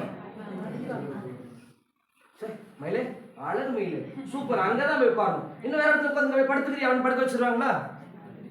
டேய் இடத்துக்கு ஒரு மாதிரி உட்காரு அப்படிம்பாங்க. அப்படியும் கேட்கல என்ன பண்ணுவாங்க, காதை ஏமா ஸ்கூலுக்கு போயிருக்கீங்களா, ஐயா ஸ்கூலுக்கு போயிருக்கீங்களா, ஐயா இந்த தூண் கொஞ்சம் மறைச்சிட்டு இருக்கிறதுனால பின்னாடி உட்காந்து கவனிக்கிறாங்களா, அவங்க நல்லா எட்டி பார்க்கறதுனால சரி கவனிக்கிறாங்கன்னு அர்த்தம். சரி வழி இல்லை, ஏன்னா கொஞ்சம் இருட்டா இருக்கிறதுனால சில காரியத்தை சொல்லி தான் உள்ள கொண்டு வர வேண்டி இருக்குது. ஸோ காதை பிடிச்சி என்ன செய்வாங்க, இழுத்து என்னடா பண்ற, ஏன் உன் இஷ்டத்துக்கு என்ன பண்ற. நம்ம ஊருக்கே ராஜாவா இருக்கலாம், ஆனா ஸ்கூல் 8 மணினா எத்தனை மணிக்கு உள்ள போயிருக்கணும், 7:55 உள்ள போயிருக்கணும். நான் என் இஷ்டத்துக்கு என்ன பண்ணுவேன், நான் போவேன்னா என்ன பண்ணுவாங்க, முதல்ல வெளியே நிக்க வைப்பாங்க, அப்புறம் தோப்புக்கரணம் போட வைப்பாங்க. அப்படியும் கேட்கலையா என்ன பண்ணுவாங்க, அடிப்பாங்க. அப்படி உனக்கு சொர்ண வரல புத்தி வரல உனக்கு என்ன செஞ்சுக்க மாட்டாங்க, டீச்சர் அதை விட்டுருங்க டீச்சர், அதை தண்ணி வச்சு அதை பாட்டு போட்டு வரட்டும், அது என்ன செய்யாது. ஆவியானவர் முதல்ல அவங்க ரொம்ப கடுமையா கண்டிச்சு பேசுவார், அப்புறம் சொல்லிட்டே இருப்பாரு. அப்புறம் கேட்கவே இல்லை, என் இஷ்டத்துக்கு தான் நான் பண்ணுவேன்னா கர்த்தர் என்ன பண்ணுவாரு. நான் சொல்லல, தேவ பிரசன்னத்தை விட்டு விலகினால் உங்கள் இருதயம் துணிகரம் கொள்ளும்.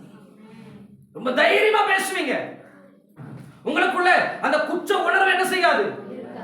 இங்கே இந்த 2 மனிதர்களை 7 எத்தனையோ முறை சொல்கிறார், பிள்ளைகளே நீங்கள் செய்வது கர்த்தருக்கு விரோதமான பாவம், ஏலாத பாவம், இதை செய்யாதீங்கன்னு சொன்ன பொழுது அந்த 2 பிள்ளைகளையும் அதை கேட்கவில்லை.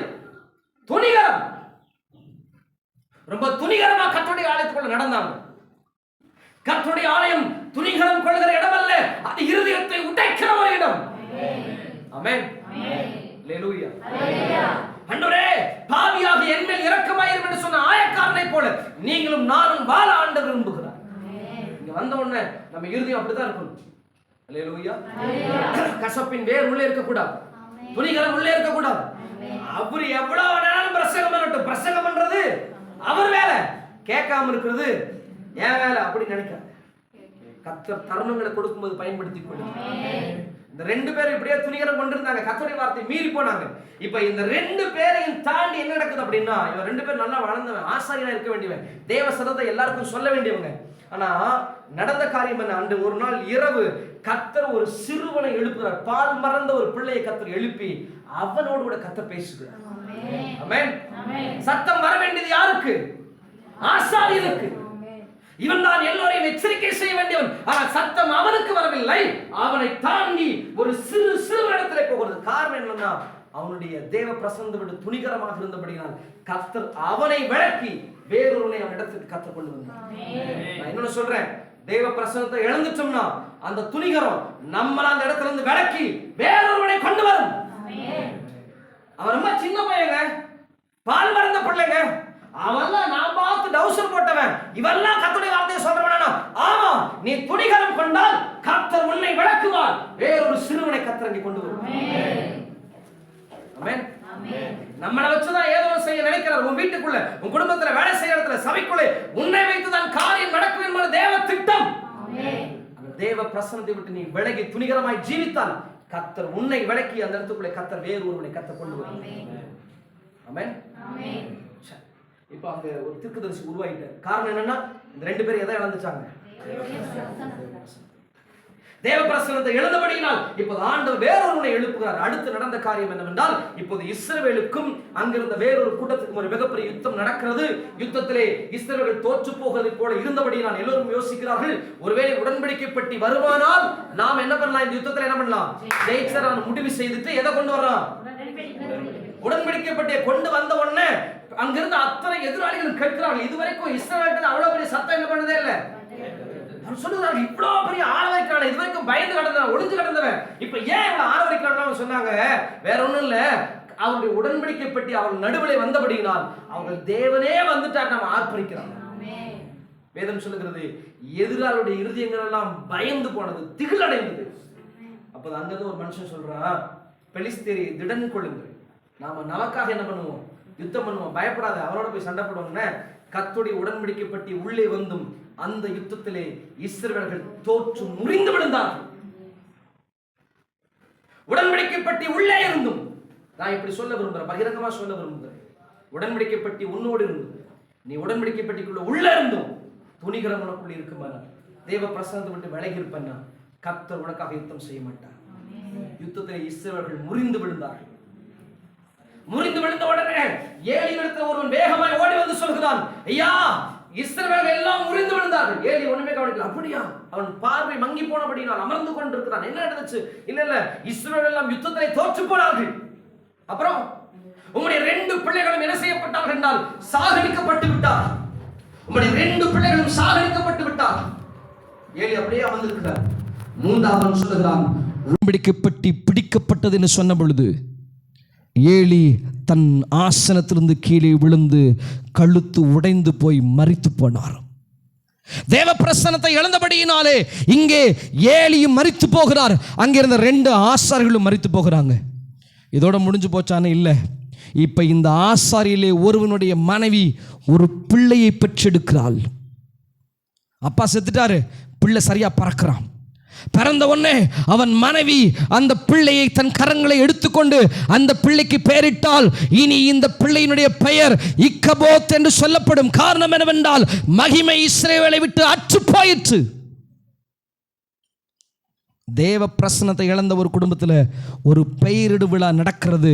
அந்த பெயரிடு விழாவை எதிலே ஆரம்பிக்கிறது என்றால் மகிமை இனிமேல் இஸ்ரவேலுக்கு இல்லை என்பதிலே துவங்குகிறது. ஆனால் நாம் இன்றைக்கு இங்கே ஒரு பெயரிடும் விழாவை துவங்குகிறோம். அது தேவ மகிமைக்குள்ளே, தேவ பிரசன்னத்துக்குள்ளே உண்டாயிருக்கிற ஒரு மகிமை. ஆமென். ஏலி ஆசாரியனாக இருந்தும் தேவ பிரசன்னத்தை இழந்து போனார். ஏலியின் பிள்ளைகள் ஆசாரியனாக இருந்தும் தேவ பிரசன்னத்தை இழந்து போனார்கள். ஆனால் எனக்கும் அருமையான பாஸ்டர் அவர்களுக்கும், அருமையான மகளுக்கும், அருமையான அம்மாவுக்கும், தகப்பனாருக்கும், என் மனைவிக்கும், என் பிள்ளைகளுக்கும் நாங்கள் எங்களை குறித்து சொல்லுகிறோம், எங்களுக்கு தேவ பிரசன்னத்தை விட்டுவிட்டால் வேறே நாதி இல்லை, அவரை விட்டுவிட்டால் வேறே கதி இல்லை. எங்களுடைய ஒரே அடையாளம் தேவ பிரசன்னம் மாத்திரமே. ஆமென். அல்லேலூயா. ஏலியை போலோ, ஏலியின் பிள்ளைகளைப் போலோ நாங்கள் தேவ பிரசன்னத்தோடு விலகி ஜீவிக்க விரும்பல. காரணம் என்னன்னா, எங்களுக்கு அவரை விட்டால் வேறு ஒரு கதி இல்லை. ஆமென். நீங்கள் நாங்கள் போட்டிருக்கிற ட்ரெஸ்ஸு, நாங்கள் போடுற சாப்பாடு, எங்களுக்கு கிடைச்சிருக்கிற எல்லா மேன்மையும் எல்லா கனமும் எதனால் அப்படின்னா இந்த தேவ பிரசன்னத்தினாலே. ஆமென். அதனால் கர்த்தருடைய பிள்ளைகளை அறிந்து கொள்ளுங்கள், தேவ பிரசன்னத்தை விட்டு ஒரு மனிதன் இழந்துட்டான்னா அவன் துணிகரம் அவனை கொன்றுவிடும். அவன் குடும்பத்திலே ஒரு இக்கபோத்தை உருவாக்கும். ஆமென். பக்கத்துல கரங்களை கொடுத்து சொல்லுங்க, நம்ம வீட்டுக்குள்ள ஒரு இக்கபோத் இருக்க வேண்டாம். இக்கபோத் என்றால் மகிமை இஸ்ரவேலை விட்டு அற்று போயிற்று. ஆமென். 2 குடும்பங்கள், ஒன்று ஆதாமும் ஏவாளும், இன்னொரு குடும்பம் ஏலியின் குடும்பம். 2 குடும்பம். ஆனால் 2 குடும்பத்துடைய சந்ததிகள் எதற்குள்ளே போனார்கள்? மகிமை இழந்து போனார்கள். தேவ பிரசன்னத்தை விட்டு இழந்து போயிட்டாங்க. காரணம் என்னன்னா, அவருடைய தாயும் தகப்பனும் தேவ பிரசன்னத்துக்குள்ளே நில்லாமை. நான் உங்களை பார்த்து கேட்குறேன், உங்களுக்குள்ள தேவ பிரசன்னம் இருக்கிறதா? ஒரு முறை ஒரு மனிதர் ஒரு மிகப்பெரிய ஓவியத்தை படைத்தார். அது ஒரு செவிவெளி செய்தி. லியோனார்டோ என்று சொல்ற ஒரு மிகப்பெரிய ஆர்ட் பண்ணுகிற ஒரு மனுஷன், ஓவியம் பண்ணுகிற ஒரு மனுஷன் எல்லாரையும் வரைந்தார். எல்லோரையும் வரைந்து விட்டு யூதாஸ் காரியத்தை வரைவதற்கு ஒரு மனிதன் அவருக்கு தேவைப்படுகிறார். எந்தெந்த முகத்தையோ தேடுறார், ஒரு முகமும் அமையல. ஒரு நாள் ரோட்டில் யோசித்துக் கொண்டு போய் கொண்டிருக்கிற போது அங்கே வழி அருகே ஒருவன் பிச்சை எடுக்கிறவனாக உட்கார்ந்திருந்தான். அவன் முகத்தை பார்த்த பொழுது யூதாஸ் காரியத்தினுடைய முகத்திற்கு ஒத்திருந்தபடியினால் அவனை அழைத்து வரைய ஆரம்பித்தார். வரைந்து முடிக்கிற வரை அவன் ஒன்றும் பேசவில்லை. வரைந்து முடித்த பிற்பாடு அவன் கதறி கதறி அழ ஆரம்பித்தான்.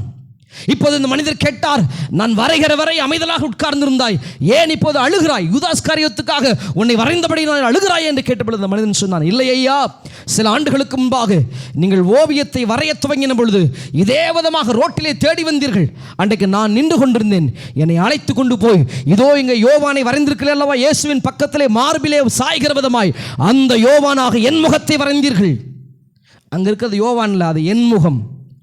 ஆனால் சில ஆண்டுகளுக்குள்ளே என் வாழ்விலே குடிப்பழக்கம், கடவுளை விட்டு தூரமாக போய்விட்டீர், பாவம் என் எல்லைக்குள்ளே வந்து விட்டது. இன்றைக்கு என்னுடைய பரிதாப நிலை என்னவென்றால், எந்த யோவானாக இந்த படத்தில் இருக்கிறேனோ இப்பொழுது நான் அதே வரிசையிலே யூதாஸ் காரியோத்தாக நிற்கிறேன். என் முகரூபம் மாறிவிட்டது. தெய்வ பிரசன்னத்தை இழந்து விட்டால் நம்முடைய எல்லாம் மாறிவிடும். உங்கள் அடையாளம் தெய்வ பிரசன்னமாக மாறட்டும். ஆமென். தெய்வ பிரசன்னத்தை ஒவ்வொரு நாளும் உணருங்க. ஒரே ஒரு சம்பவத்தை சொல்லி நான் முடிக்க விரும்புகிறேன். நான் எங்கே போனாலும் இது சொல்வது என் வழக்கமாக இருக்கிறது. ஒரு கார்பெண்டர் வேலை செய்கிற ஜிம் என்கிற ஒரு மனிதர், தினந்தோறும் அவனுக்கு படிப்பறிவில்லை, ஆனால் தினந்தோறும் தன் வழிக்கு போகிற வழியில் இருக்கிற ஒரு ஆலயம் ஒன்று இருக்கும். அவனுக்கு அதிகமாக ஜெபிக்க தெரியாது. அந்த ஆலயத்துக்கு முன்பாக நின்று சொல்லுவார், ஆண்டவரே நான் ஜிம் வந்திருக்கிறேன். அவ்வளோதான் அவனுடைய ஜெபம். சொல்லி முடித்துவிட்டு தன் வேலைக்கு சென்று விடுவார். சில மாதங்கள் கடந்த நிலைமையிலே போகிற வழியிலே ஒரு விபத்திலே சிக்கிக்கொண்டார். இப்போது நடந்த காரியம் என்னவென்றால், அவனை மருத்துவமனையில் கொண்டு போய் சேர்த்தார்கள். அவன் கால் உடைக்கப்பட்டிருந்தபடியால் அவனால் நடக்க முடியவில்லை. இரவெல்லாம் அவனுக்கு தூக்கமில்லை. ஜிம்முடைய யோசனை என்னவென்றால், கால் உடைந்ததை குறித்தோ அல்லது தனக்கு நேர்ந்த வேற ஒன்றை குறித்தோ கவலை இல்லை.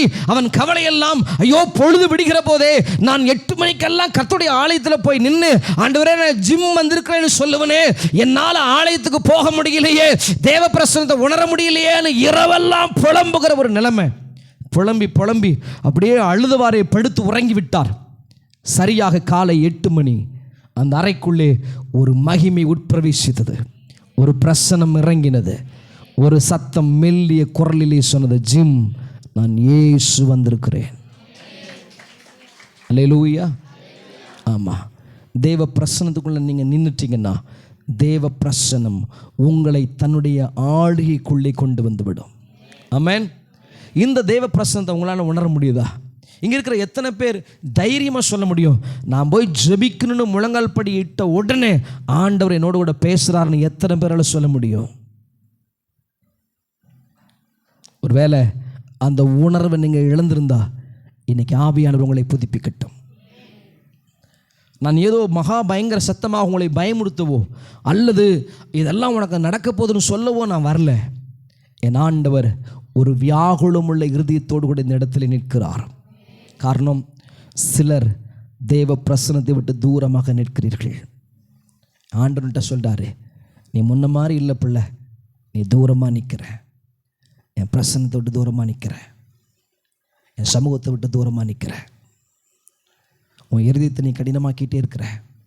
இன்றைக்கி என் பிரசனத்துக்குள்ளே உள்ளவா, நான் இன்றைக்கி உன்னோடு கூட பேச விரும்புகிறேன், உன்னோடு கூட தொட விரும்புகிறேன். உன் எல்லைகளுக்குள்ளே நடந்த காயங்கள் உன்னை என்னை விட்டு தூரமாக மாற்றிருச்சு. ஆனால் இன்றைக்கு நான் உன்னை தொட்டு உனக்குள்ளே ஒரு பெரிய மாறுதலை உண்டாக்கும்படி விரும்புகிறேன். கழுகுக்கு ஒப்பான விதமாய் ஒரு பெரிய பலத்தினால் உன்னை நிரப்ப விரும்புகிறேன். ஆண்டவர் சிலரை புதுப்பிக்கும்படி விரும்புகிறார். அப்படியே நம் கண்களை மூடி ஜெபிக்க துவங்க போகிறோம். இங்கே என் சத்தம் அல்ல, இங்கே கர்த்தருடைய சத்தம் பலமாய் தொனிக்கிறதை உணர்கிறேன். இதோ ஆலயம் முழுவதும் ஒரு மகிமை அசைவாடுகிறதை உணர்கிறேன். ஆலயம் முழுவதும் கர்த்தருடைய ஆளுகை இறங்கி வருகிறதை உணர்கிறேன். இதோ அவரே இங்கே இருக்கிறார். இங்கே ஒரு கரம் இறங்குகிறது. ஒருவரும் அமைதியாக இருக்க கூடாது. எல்லாரும் எழும்பி நின்று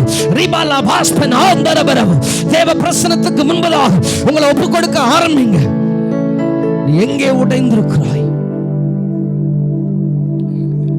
அருமையான மகளே, எங்க உடைஞ்சிருக்கிற? ஏதோ ஒரு இடத்துல நான் உன்னை தேடுறேன். என் இருதயம் உன்னை தேடுகிறது. இன்னும் எவ்வளவு காலங்களுக்கு என் பிரசனத்தை விட்டு தூரமா நிக்க போற? அவர் இங்கே வியாகுலம் உள்ளவராக நிற்கிறார். நான் உணர்றேன், இந்த பலிபீடத்திலிருந்து அவர் இறங்கி புறப்பட்டு வருகிறார். உன் பக்கத்தில் தான் நிற்கிறார், உன் அருகாக தான் நிற்கிறார். அவருக்கு நீ வேணும், அவருக்கு நீங்கள் வேண்டும், அவருக்கு நீங்கள் தேவை. போதும், இதுவரை ஓடின இந்த ஓட்டம் போதும். அவர் உங்களோடு கூட இடைப்படட்டும்.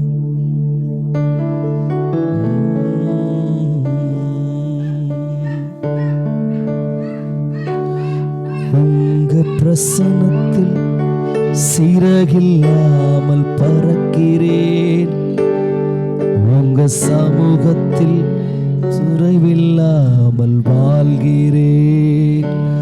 உங்க பிரசன்னத்தில் சிறகில்லாமல் பறக்கிறேன், உங்க சமூகத்தில் குறைவில்லாமல் வாழ்கிறேன். என் தஞ்சமானீரே, என் கோட்டையானீரே, என் துருகமானீரே, என் நண்பனானீரே, என் தஞ்சமானீரே. மறுபடியும்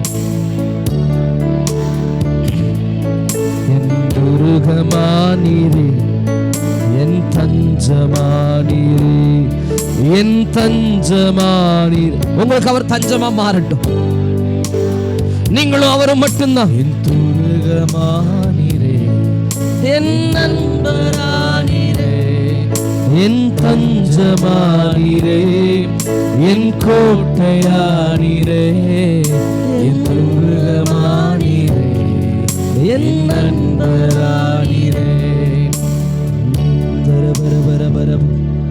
அவரோடு கூட உடன்படிக்கை செய்யுங்க.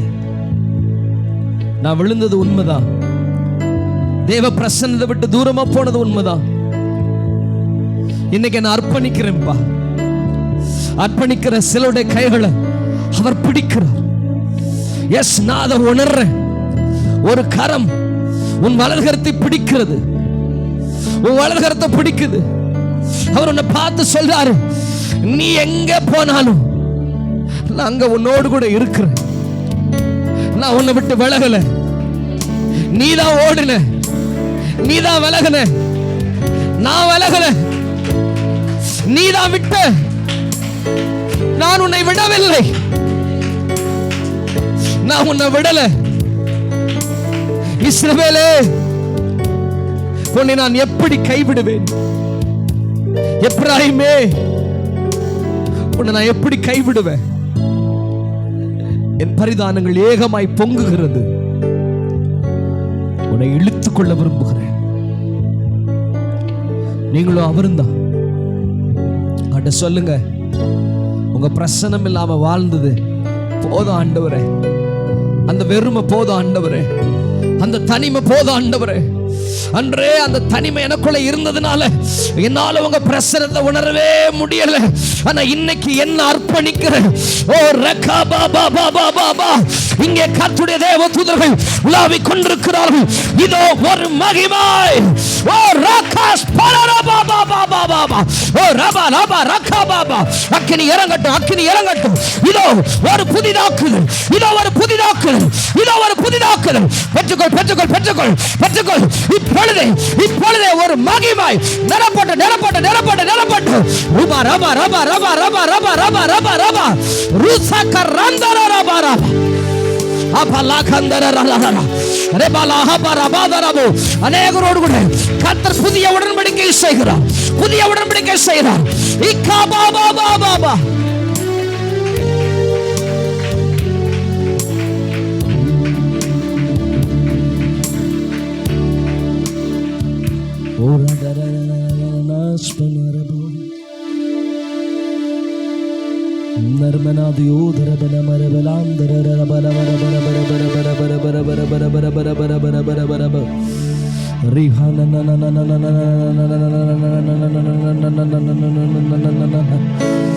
Oh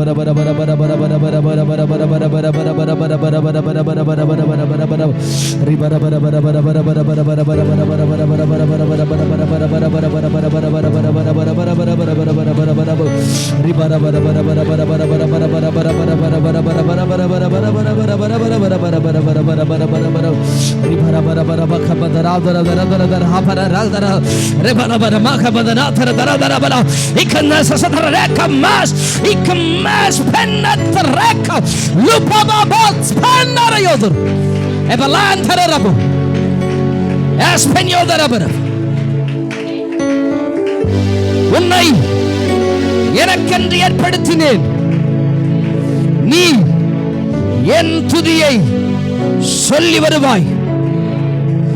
முந்தின நிலைமையிலே நான் உன்னை ஸ்தாபிப்பேன். விழுந்து போன தாவீதின் கூடாரத்தை நான் திரும்ப எடுப்பித்து அதன் முளைகளை பழுது பார்த்து முந்தின நிலைமையிலே ஸ்தாபிப்பேன், ஸ்தாபிப்பேன், ஸ்தாபிப்பேன். எழும்புவாய், நீ எழும்புவ, நீ எழும்புவ. ஓ ராகாஸ் பெனாதேரப். ஆண்டவரே, நீர் எங்கள் மத்தியிலே இருக்கிறதற்காக நன்றி. உம்முடைய பிரசன்னம் எங்கள் எல்லைக்குள்ளே ஆட்கொண்டபடியினால் உமக்கு நன்றி. ஆண்டவரே, ஏலியின் பிள்ளையினுடைய பெயர் சூட்டு விழா மகிமை இழக்க பண்ணிற்று. ஆனால் அருமையான பாசும் அருமையான மகளுடைய மகள் ஆண்டவரே அற்புதத்தின் மகளாக இருந்தபடியினால் இந்த பெயர் சூட்டு விழா ஒரு பிரசனத்தை, இழந்து போன மகிமையை திரும்ப கொண்டு வந்ததற்காக நன்றி. ஓ ராபா பாபா, தொடர்ந்து இருக்கிற வேளைகளை கர்த்தர் பொறுப்பெடுத்துக் கொள்ளும். இயேசுவின் நாமத்தில் ஜெபிக்கிறோம் எங்கள் ஜீவனுள்ள நல்ல பிதாவே.